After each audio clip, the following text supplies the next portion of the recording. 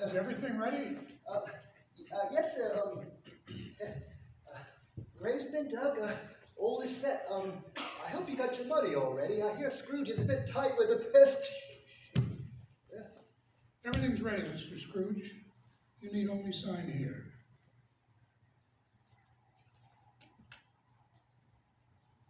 Would you like to say a few words? What words would you have me say? Molly is dead. Dead as a doornail, though I don't particularly know what is dead about a doornail. There's nothing more to say about it. Shame it would happen on a day like this, sir. What about the day? It being Christmas time and all, sir. What's Christmas have to do with it? He'd still be just as dead, Christmas or not. Yes, sir. Will there be anything else, Mr. Scrooge?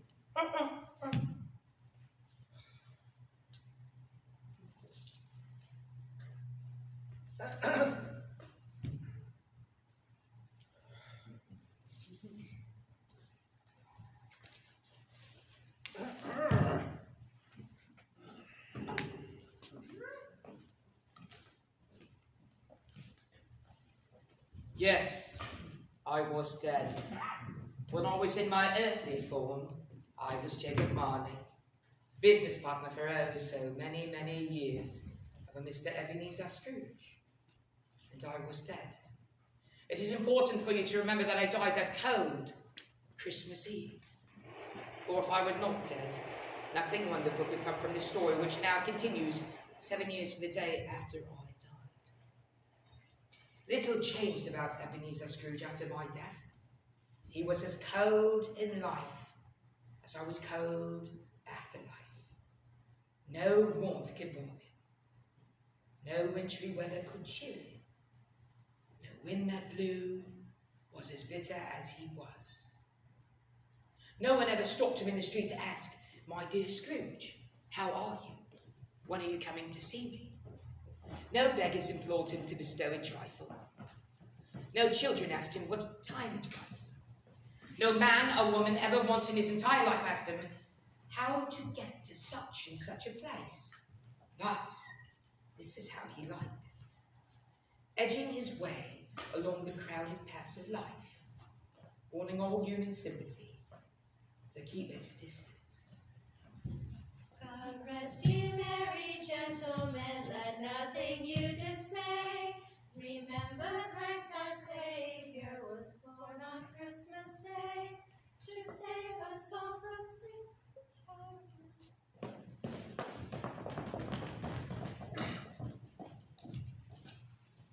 God rest you, merry gentlemen, let nothing you dismay. You there! Get away from my door, filthy little urchin. They ought to be rounded up, every one of them, and sent to the countryside. Maybe then I could work in peace. He was a tight-fisted, hand to the grindstone, that Scrooge. A squeezing, retching, grasping, scraping, clutching, covetous old sinner. Scrooge stayed put in the very same counting house we shared while I was still mortal. He never bothered to paint over my name. Scrooge and Marley remained hung over the door in faded letters. On occasion, those unfamiliar would call him Scrooge, and sometimes Marley. He answered to both, as it was all the same to him. This is where we start our story, in this cold, dimly lit counting house. Scrooge kept it that way. He preferred the cold, as it had little influence on him. As for his clerk, a hard-working, long-suffering family man by the name of Cratchit, well, he was not so impervious to the cold, but tried to warm himself with a candle.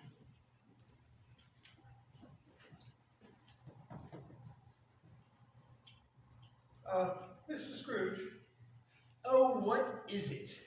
if you please, sir. The answer is no. But I haven't asked the question yet, sir. You may not put any additional coal on the fire. Do you think I'm made of coal? No. Mr. Scrooge. Not another word, Cratchit, or I'll find myself another clerk.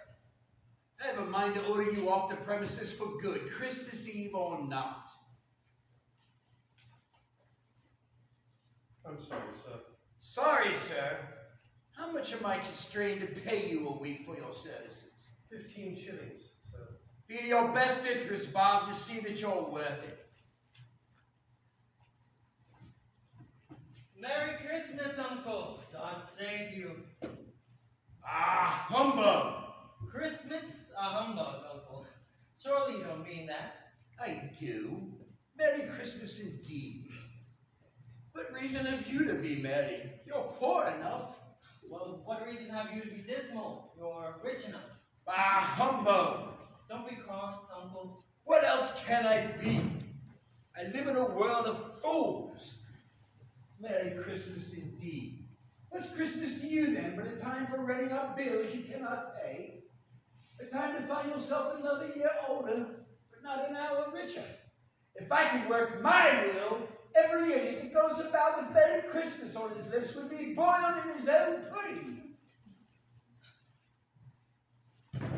And buried with a stake of holly through his arm. Uncle, nephew, you keep Christmas in your way and I'll keep it in mine. Keep it, but you don't keep it. Let me leave it alone then. Much good may it do you. Much good has it ever done you. There have been a great many things that I have not profited by which have done me good. Christmas being among them. Christmas is a good time. It's a charitable time. It's a time of year when men and women open their shut up hearts and look at those below them as if they really were fellow passengers to the grave and not another race of creature. And therefore, Uncle, even though it has never put a scrap of gold or silver in my pocket, I believe Christmas has done me good, and it will do me good, and I say God bless you. Here, here. Another outburst, Mr. Cratchit, and you will keep Christmas by losing your position. You're quite a powerful speaker, sir. I wonder you don't go into Parliament. Please, don't be angry. Come, dine with us tomorrow. No. Why not? Why did you get married? Why, because I fell in love. Because you fell in love! If that's not the only thing more ridiculous than a Merry Christmas. Good afternoon, nephew. Uncle, you never came to see me before I got married, so I can't imagine why you use that as a reason to not come now. Good afternoon. Can't we make peace? I want nothing from you. Well, that's exactly what you'll be getting, so you won't be disappointed. Please, come. We'd love to have you. Uncle? Very well. I'm sorry with my heart to find you so resolute, but I have made my annual attempt in homage of the season and in honor of my mother. But I will keep my Christmas humor to the last. So, Merry Christmas, Uncle. And Happy New Year. Good afternoon! And a Merry Christmas to you, Bob Cratchit, and your family. Are they well? They're very well, thank you, sir. All chomping at the bit, ready for Christmas to begin? Oh, they are so eager, sir. And the little one, the one with the crutch, which one is he? Oh, he's Tim, sir. Tim. And how's he doing? Well, we are all in high hopes he's getting better, sir. Splendid. Well, Merry Christmas to you all. And to you, thank you very much. And Happy New Year. Well, Merry Christmas and a Happy New Year to you, Mr. President. Mr. Cratchit, Sir. 2 copies of this right away. Yes, sir.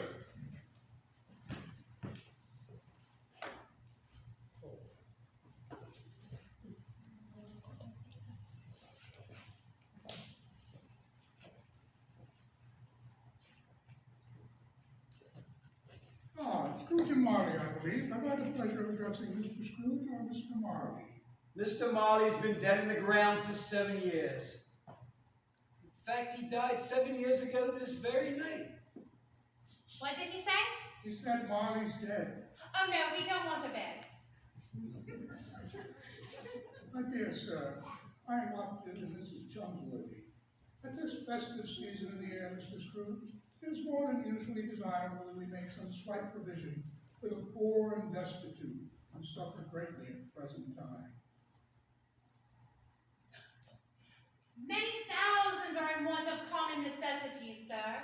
Hundreds of thousands are in want of common comforts. Are there no prisons? What did he say? Prisons. Of course we'll listen. Prisons. There are prisons. The union workhouses.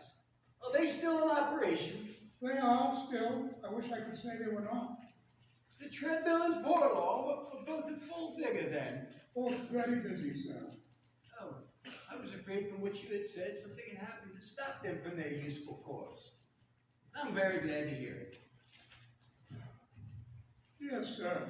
A filibuster endeavoring to raise a fund, provide the poor some meat and drink, and means of warmth. We choose this time because it is a time when want is more keenly felt and abundance rejoices. What shall I put you down for? Nothing. Ah, you wish to remain anonymous. I wish to be left alone. Oh, I would love a scone. I don't make merry myself at Christmas. That's certainly true. And I can't afford to make idle people merry either. That's certainly not true. The poor must go to the workhouses or to the prisons. Some would rather die. If they would rather die, they better do it and decrease the surplus population. Those people have nothing to do with me. I will attend to my own affairs, and they can attend to theirs. Good day. For the less fortunate, may this bring them a little comfort. God bless you. Oh, but I haven't gotten my scone.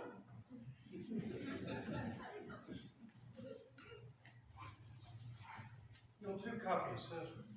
Thank you. For Mr. Carruthers. What was that? Oh, nothing, sir, nothing. That's better. Come along, Tiny Tim. Still have a few errands left to run. Look, Peter, there's Father's shop. Can I go in and say hi? You can't do that, Tim. Father will get in trouble with animals, Mr. Scrooge. Peter, come here. I want to show you something. Come along, Tim. You still have to get some bread from the baker's for Mother. I want to wait here for Father. It's almost time for him to quit work.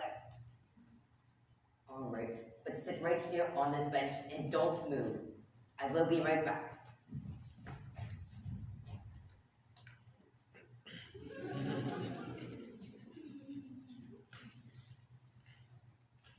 Always in a hurry to quit your work, I see. Well, it's 7 o'clock, sir. That clock is fast. Yes, sir. Mr. Scrooge, What? about tomorrow, sir. What about it? It's Christmas. And And all of London will be celebrating.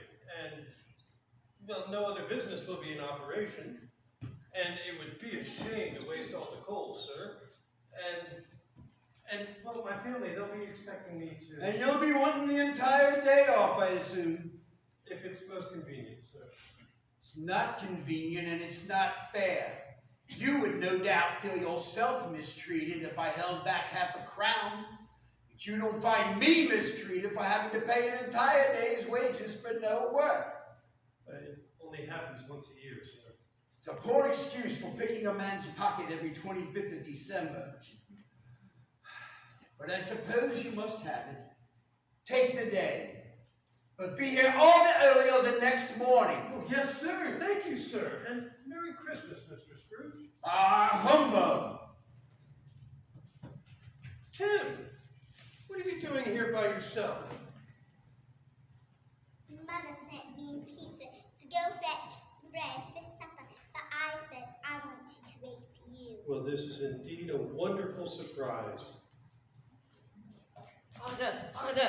Some of the boys built an ice slide at the top of Rodney Road. Can we slide down these quick, please? Once? Well, it's Christmas.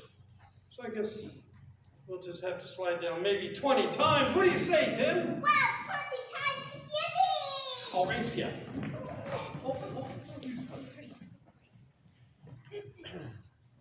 I don't think I can do this. You're going to have to. We don't have any other option. Just go and talk to him. I doubt he'll listen to me. Of course he will. After all, it's Christmas Eve. Just appeal to his humanity and Christmas spirit. I don't think he has one.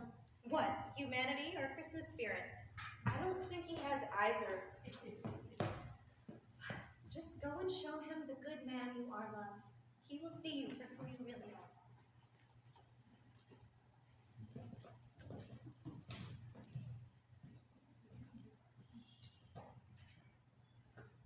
Mr. Scrooge? Who are you? You are late for conducting business. Sir, I am Nigel Carruthers, and... Carruthers? Oh, yes.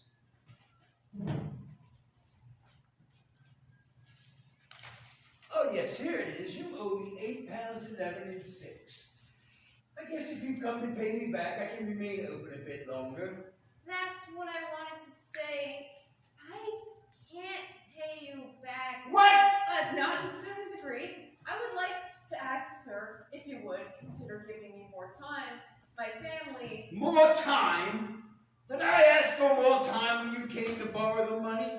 No, sir, but... Then why should you ask for more time to pay it back?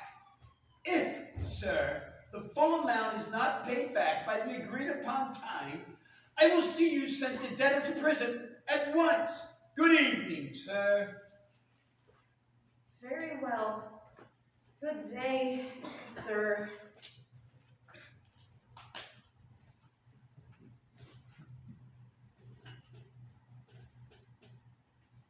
And Merry Christmas to you, Mr. Scrooge.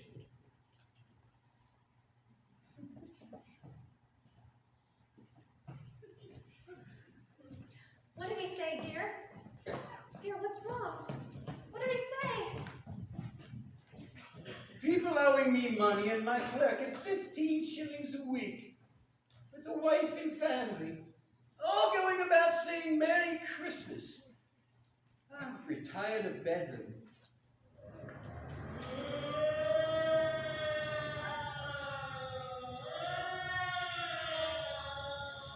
That blasted caroler is back, sounding worse than he did before. Now see here!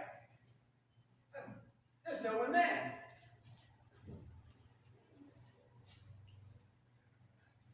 Jacob? Jacob Marley? Scrooge!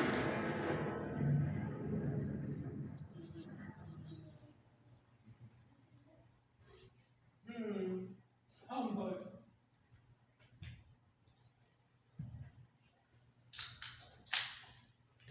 Now Scrooge, not really believing he saw the face of his own father, ventured out into the cold, damp night air, which did not affect him in the least, as the chill matched his temperament. Scrooge stopped at his usual melancholy tavern, after which, having read all the daily newspapers, with their usual melancholy news, again ventured out into the cold night. Still, unnerved by what he thought he saw in the mirror, and as he made his way home, he kept seeing the face of old Marley, in the glimpse of a face of a passerby, in the shadows. Even his door knocker on his big front door seemed to resemble that haunting visage. Scrooge lived alone in the house which used to belong to his old partner. Scrooge retreated to his room, not caring a button about the darkness. He reveled in the darkness, as it was cheap, and at the same time, nervous about what he might find in it.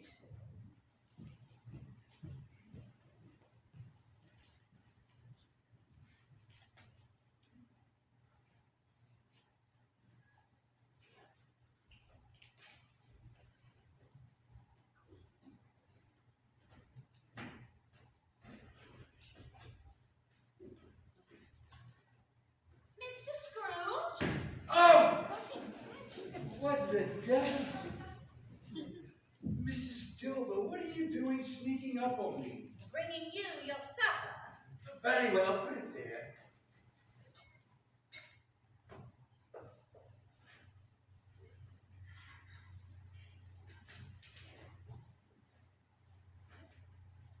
Well, if you won't be requiring my services any longer, I'll just be off now. What? Oh, yes. That'll be all. Good evening. Good evening, sir.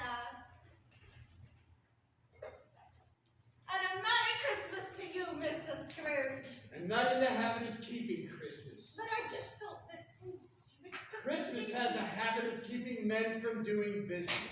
Well, that may be true, sir. It is the the nature of things, isn't it? That ants toil and grasshoppers sing and play. An ant is what it is, and a grasshopper is what it is. A Christmas, madam, is a humbug. Good night. Oh, skinflint! No wonder he's all alone.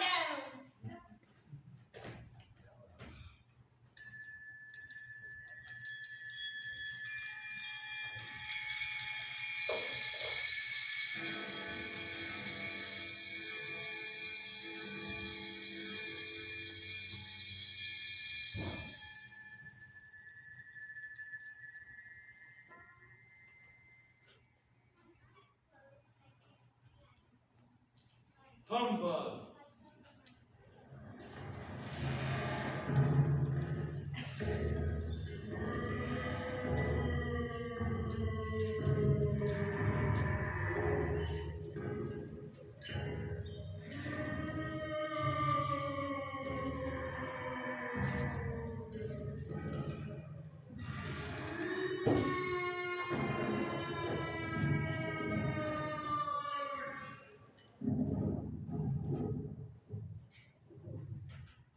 It's humbug still. I won't believe it. Scrooge!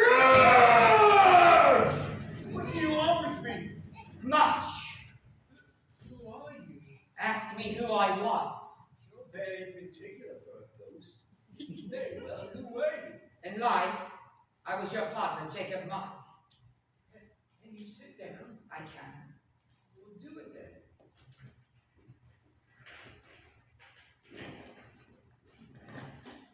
You don't believe in me. I don't. In life, I always recall that you were a sensible man. Why do you doubt your senses? Because the least little thing upsets them.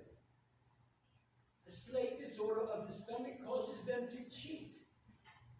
You may be no more than an undigested bit of beef, a pat of mustard, a crumb of cheese, a fragment of an undercooked potato. There's more gravy than there is grave about you, whoever you are. Mercy! Mercy, dreadful apparition, have mercy. Man of the worthy mind, do you believe in me or not? I do. I do, I must. But why do spirits walk the earth, and why do they come to visit me? It is required of every man that the spirit within him should walk among his fellow men. If that spirit does not go forth in life, it is condemned to wander through the world after death. Such is my fate. I am condemned to witness the suffering of man. I can offer no help. Woe is me. You're chained. Tell me why.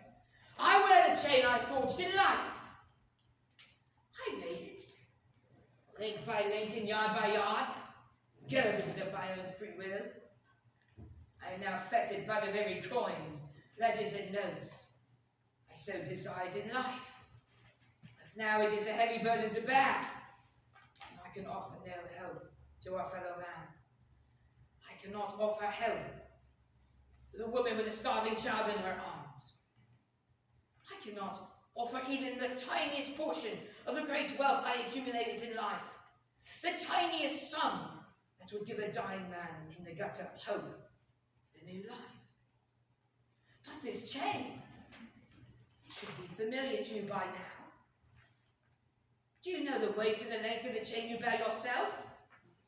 It was as full, heavy, and long as this 7 Christmas Eves ago, and has grown since. Jacob, speak comfort to me. Alas, I have none to give. I can say little more. I cannot rest. I cannot linger. My spirit never roamed beyond the narrow limits of our counting house. Now, weary journeys lie before me. You were always such a good man of business, Jacob. Business? Mankind should have been my business. The common welfare should have been my business. The dealings of my trade were but a drop of water in an all-encompassing ocean of what should have been my business. Charity, mercy, kindness should have been my business. Hear me!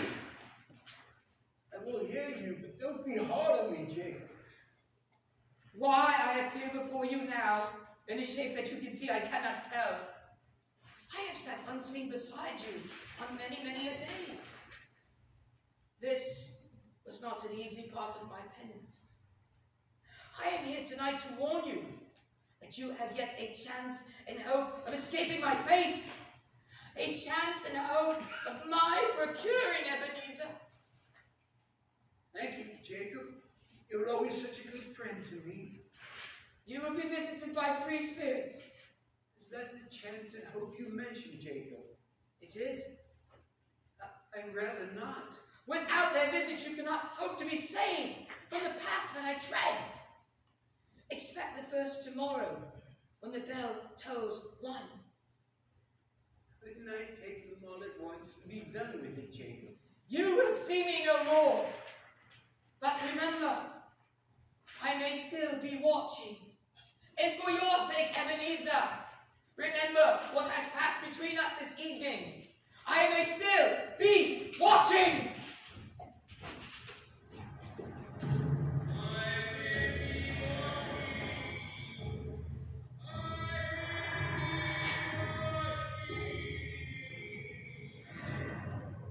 Humbug!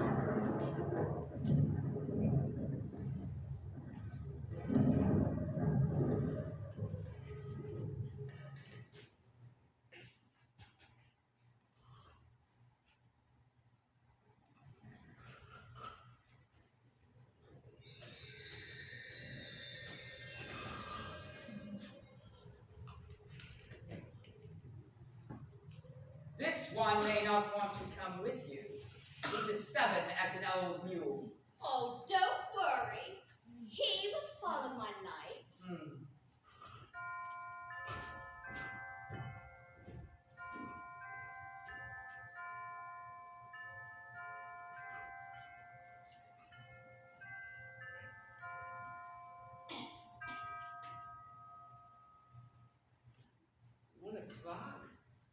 No, it can't be. It's much later than that when I went to bed. Are you the spirit whose coming was foretold to me? I am. Who and what are you?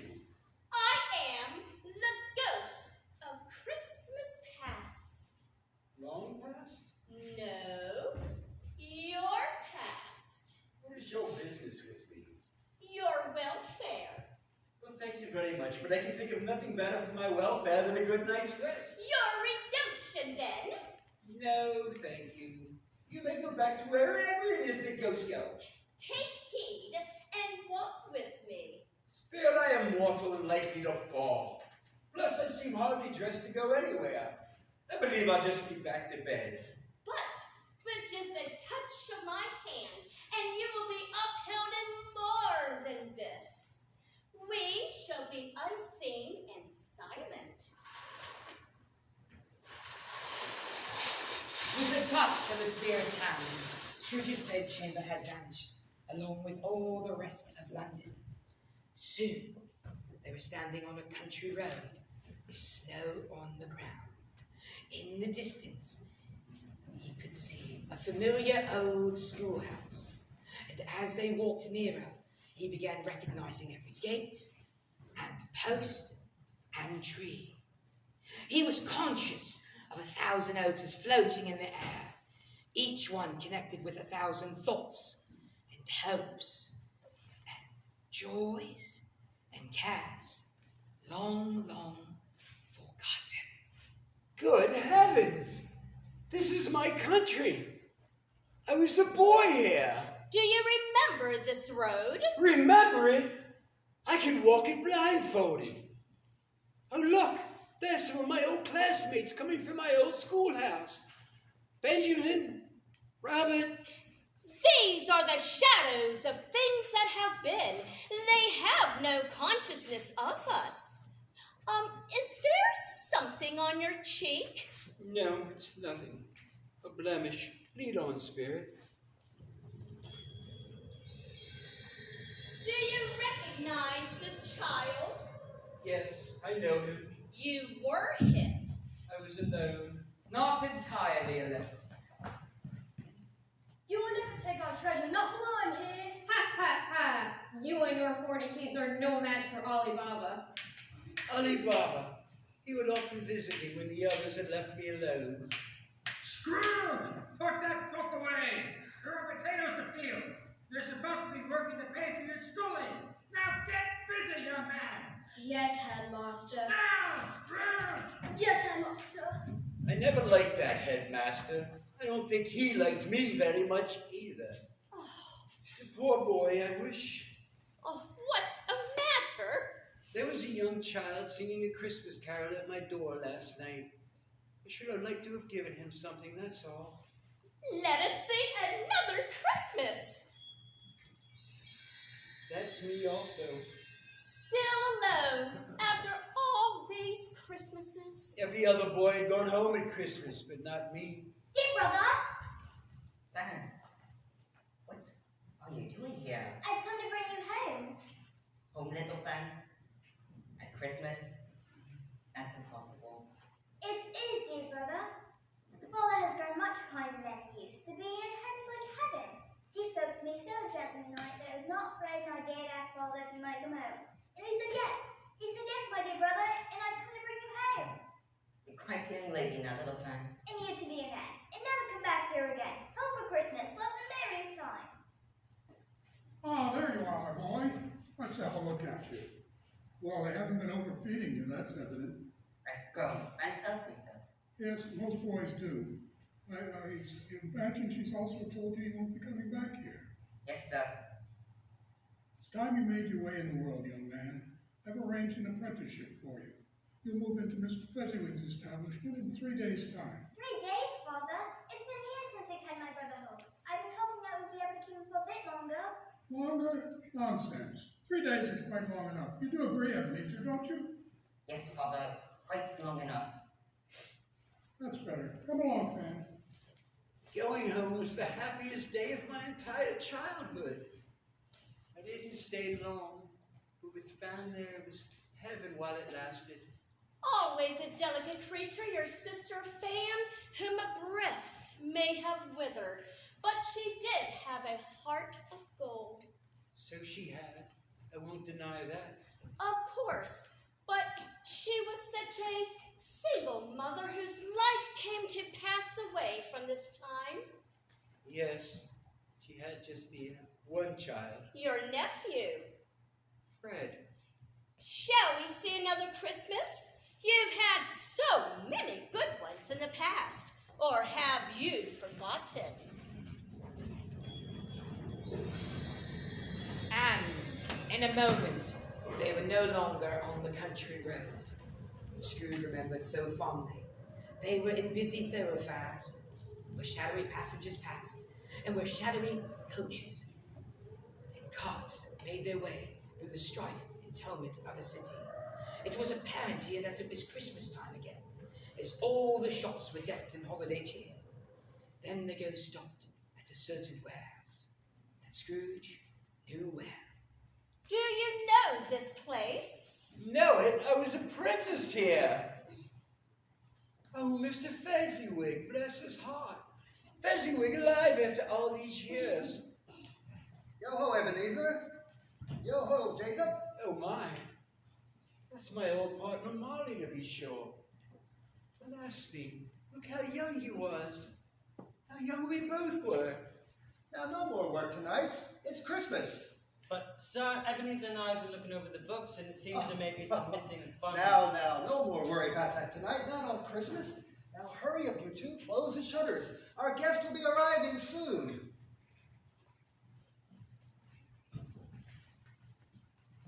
Oh, dear husband, what are you still doing working? It's Christmas Eve. My darling, I have Jacob and Ebenezer You to did go. remember to get the musicians. Well, when they arrive, then they will And start... the punch, is it bald? I had the boys to go out And and... did you order the pies? Really, dear husband, it is quite late. You simply cannot. My you darling, a peace offering for you. Another gift for me. There can never be too many gifts for the beautiful Mrs. Fezziwig. Well, open it. It's lovely. Lovely. Now you were saying, my dear? Never mind, dear husband.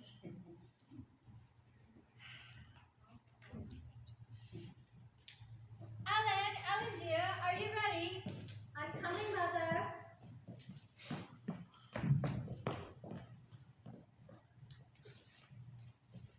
Ebenezer, Jacob, how good to see you. Do you know my daughter, Ellen? Merry Christmas, gentlemen.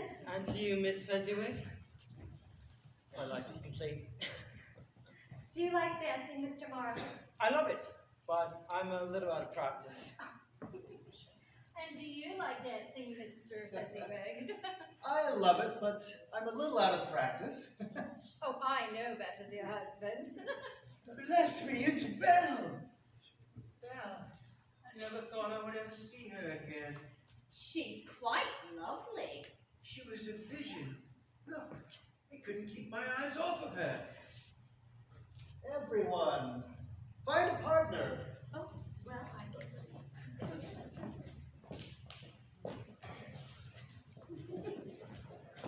Why didn't you ask her to dance? I was afraid she would have said no. Play Sir Roger de Coverley.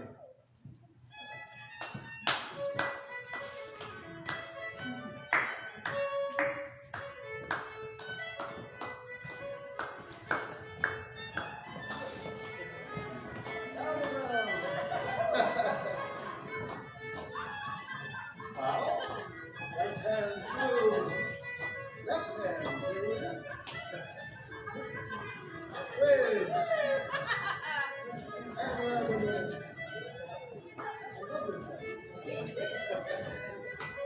And now.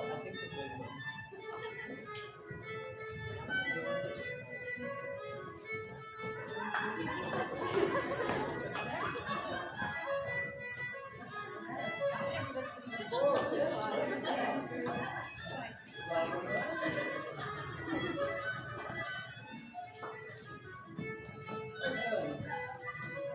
Left hand.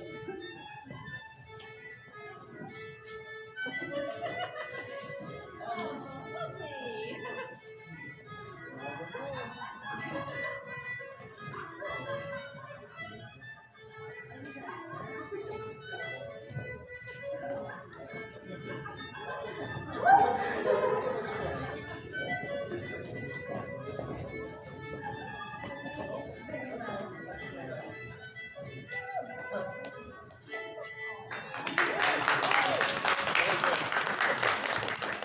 Mr. Fezziwig, grand old Fezziwig, he was such a kind man. A small matter to make these people so happy. Small? There was nothing small about it. Oh, really? He only spent a few pounds of your mortal money. How can that deserve such praise from you? It wasn't about the money spent.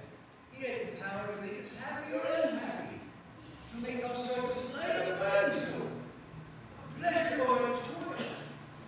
The pleasure he gave was as if he had spent a fortune. He chose to give us happiness and laughter. What is it? No, he's thinking of that curve of his. Something, I think. No, just like to have a word or two with my girl just now, that's all. You dance very well. Thank you, Mr. What is your name, young man? My name is Ebenezer. Ebenezer Scrooge. Well, it is a pleasure to make your acquaintance, Ebenezer Scrooge. I'm Belle. Belle.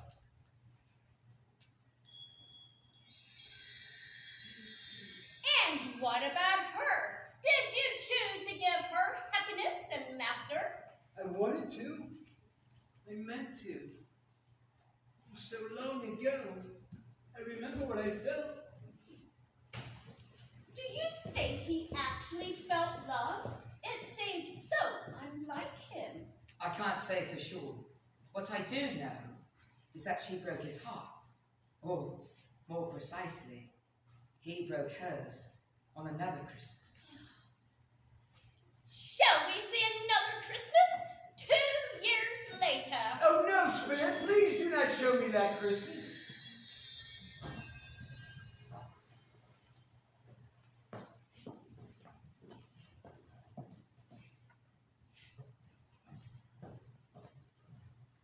There you are, Ebenezer. What are you doing outside? Old man Fezziwig sent me to get you. Might as well come and enjoy yourself. It'll be the last one of these extravagant Fezziwig Christmas parties you'll get to enjoy. Wait, you haven't told him yet? He looks forward to this party all year. No, of course not. You're not having doubts about the plan, are you? Well, Scrooge! We've been over this. It's foregone at this point. Most of his clients have already agreed to do business with us exclusively once we hang our sign. But Fezziwig's been so kind to us all these years. Has that kindness to put any more money in your pocket? We work harder than any two young men in London. What do we have to show for it? You've seen how Fezziwig lets his kind nature dull his business sense, stupidly forgiving those who owe him debt. Money that could have been used to pay his two best men. Yes, you're right. I can't tell how much money I've seen him waste over the years, while I have practically nothing to my name. Sleeping in a cot under my desk. Yes, you've seen all the mistakes he's made. How many times did you swear to me you would not make the same poor decisions? You would do what it takes to get ahead. Now, we have that chance, and we are not going to let it slip through our fingers. Of course, Jacob. And I ran into old Pennyworth. He has generously offered to give us an advance to get us started. Doesn't that feel better? Yes, it certainly does. You could even use the money to buy something nice for that girl of yours. What's her name? Belle. Still, I'm not so sure about that whole situation. What do you mean? What's the point of you being rich beyond your wildest dream if there was a wife at home to spend it all? Well, never mind. Come on inside. We'll have a drink and toast to our inevitable success. Go on in. I'll be in momentarily. There you are. The Fezziwigs have been wondering where you are. We mustn't keep them waiting. After all, my dear, time is as important as money. Is it? Yes, of course. Never mind, we can discuss it later. I'm afraid we may have missed the first dance, but if I know old Fezziwig, there'll be many more tonight. Wait, Ebenezer. It's fine, dear. I think the next one is about to start. I almost didn't come here tonight. Now, what kind of foolish talk is that? Please listen. There's something I need to tell you. I have something I need to tell you as well. I was going to wait until after the party.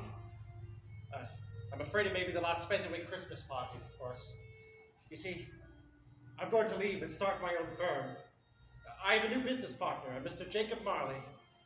It'll mean long days and even long nights at times, but it'll be an investment in my future. And Your future? yes. I want you to meet Mr. Marley. He's right inside. He's a very shrewd businessman. With his help, I know my money will surely double or triple with Your him. money. Yes. I promised you that I would be able to provide for you. A promise that was made when we were poor and content to be so. Now another idol has replaced me. What idol? The golden one. Now you weigh everything by gain. When you made that promise, you were another man. But you have changed. I was a boy. So I've grown wiser about the world. The world is harshest on those in poverty. Even if I have changed, I haven't changed when it comes to you. Ebenezer, tell me, if we had never met, would you seek me out to win me, a poor girl with no dowry, with nothing of worldly value to offer? You think I wouldn't? I would like to think you would, but I know the truth of it now. Even if you changed your ways long enough when we did marry, I know you would come to regret it. swear. I release you from your promise. I have never asked to be released. Not in words, but I have seen a change in you. I think you know this has been coming for some time. I will always love the man you might have been. You can't mean this. I'm sorry. I've been searching. No! Don't let her go, you fool! You ridiculous young fool.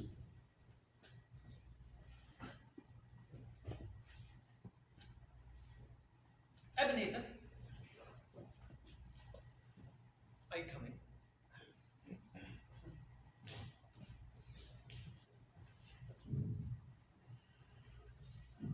Is this about his redemption or yours, I wonder? It's far too late for mine. My only hope is his redemption. Spirit, show me no more. Take me home, please. Why do you delight in torturing me? These are the shadows of things that have been. They are what they were. You must see more. No, no, no! I will not. Show me no more. I beg of you. You must see more. Elizabeth, come along now. We have much to do to get ready for Christmas. Sorry, Mother. I was looking at the Christmas decorations in the shop window. They all look so pretty. Oh, is Christmas your favorite time of the year? Oh, yes, it is, Mother. Elizabeth, come here and close your eyes. All right, now open them. You couldn't keep your eyes off of her in the window of that little shop. Oh, thank you, Father. Look, Mother. Isn't she so pretty? Yes, she is.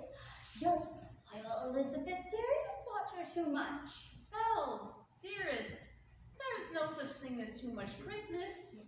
She's our daughter, and I want her to know generosity.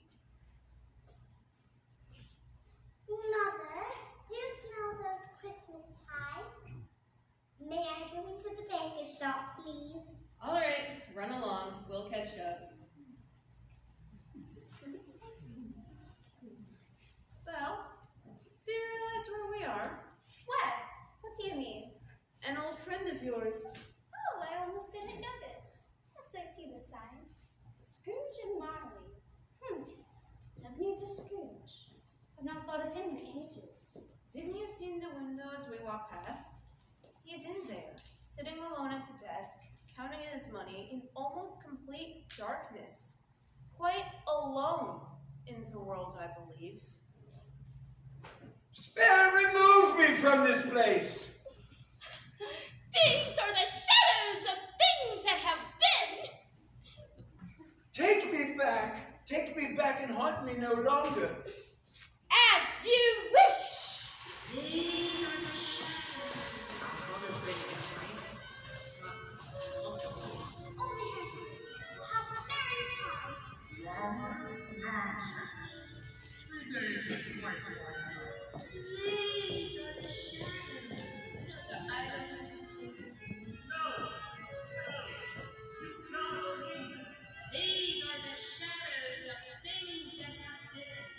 And has that kindness any more never mind, my lad.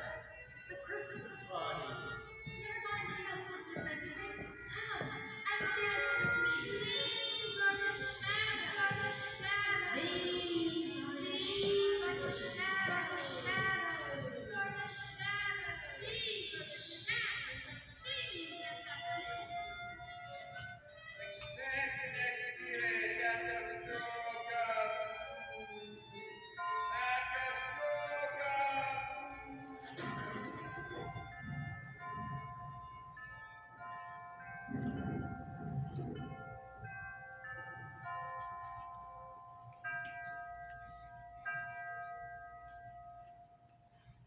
Striking of 2 and nothing.